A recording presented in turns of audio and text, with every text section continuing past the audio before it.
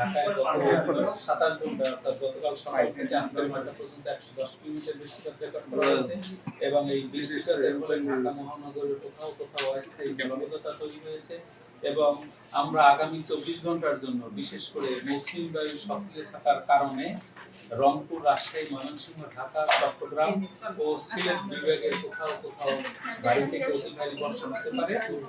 তবে এই ভারী বর্ষণের ফলে ঢাকা মহানগরের কোথাও কোথাও অস্থায়ীভাবে জলাবদ্ধতা তৈরি হতে পারে এবং এই বৃষ্টিপাতের তীব্রতা আজকে থেকে 15 জুলাই পর্যন্ত তীব্রতা কম থাকবে। 16 তারিখ থেকে মৌসুমী বায়ু সক্রিয় থাকার কারণে পুনরায় বৃষ্টিপাতের তীব্রতা বৃদ্ধি পেতে পারে। এগুলো আবহাওয়া অফিসের সর্বশেষ পরিস্থিতি। চট্টগ্রাম বিভাগের পাহাড়ি এলাকায় ঘূর্ণিঝড় হয়েছে এবং যেহেতু বৃষ্টিপাতের তীব্রতা চট্টগ্রামের বহু অংশে কমে গেছে, এখন যেহেতু অনেক বড় এরিয়া, আমরা কিন্তু বলেছি যে চট্টগ্রাম বিভাগের কোথাও কোথাও ভারী বৃষ্টি হতে পারে।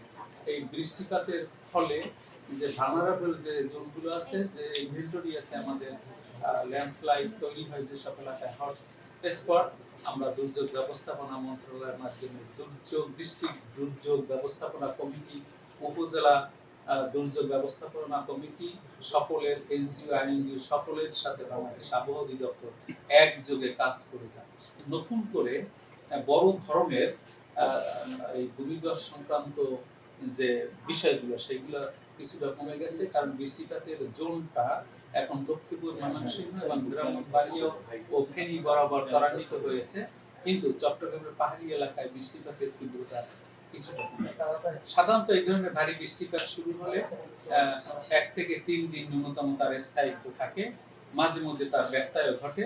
সাধারণত এই বৃষ্টিপাতের হাইয়েস্ট বৃষ্টিপাত এলাকা যখন বৃষ্টিপাত প্রবণ এরিয়া আমরা যখন উল্লেখ করি, সাধারণত সেই সব স্কেল 1 থেকে 3 দিন স্থায়িত্ব থাকে। এই মৌসুমে ঢাকায় গত 27 ঘন্টায় সবচেয়ে বেশি বৃষ্টিপাত রেকর্ড করা হয়েছে।